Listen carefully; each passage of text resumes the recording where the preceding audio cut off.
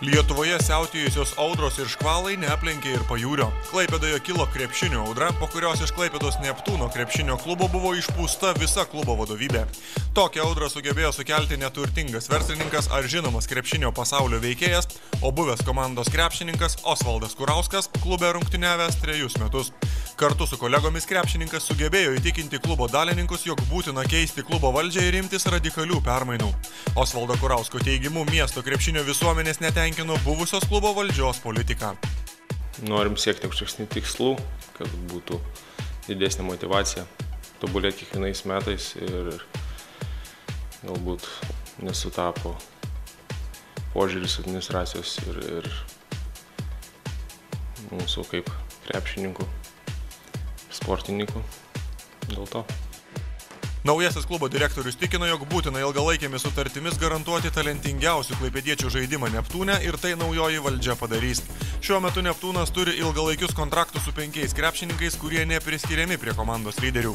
Naujoji vadovybė prie komandos prisijungti kalbino ir Saulių Štombergą, tačiau pastarasis atsisakė padėti ekipai. Dar nesulaukta atsakymo iš Aurelijaus Žukausko, kuris yra pažadėjęs karjerą baigti Neptūne. Su didžiuoju krepšiniu vidurio puolėjas atsisveikino dar prieš metus, kuomet rungtyniavo Žalgiryje. Naujoji valdžia tvirtina, jog bus visiškai kitaip dirbama ir su klubo rėmėjais, kurie iki šiol nenoriai remdavo reprezentacinę miesto komandą. Vyksta dėrybos su rėmėjais. Artimiausių metų turėtume pasirašyti keletą sutarčių. Tai, manau, pristatysim visuomeniai ir šitą visą idėją, projektas ir vizija buvo derinta ir išgvildenta eilėje susitikimų.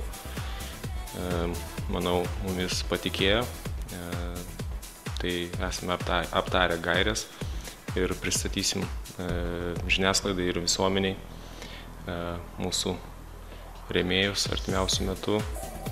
Naujajam klubo vadovui pavyko užsitikrinti vieno didžiausių klubo rėmėjų Klaipėdos miesto savivaldybės paramą, nors iki šiol klubo direktoriumi dirbęs Egidijus Prižgintas prieš kelis metus į Neptūną atėjo nebe miesto valdžios pagalbos.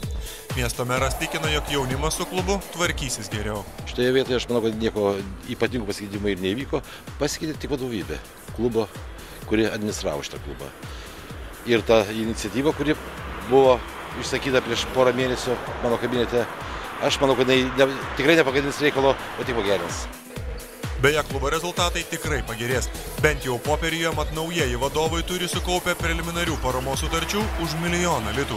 Prie komandos vairo sugrįžo ir buvęs vyriausiasis treneris Rytis Vaišvila, kuris pakeitė nuo šiol antruoju treneriu dirbsiantį Paulių Juodį. Vaclovas Gedvilas, specialiai Sport 1 žinios plius, Klaipėda.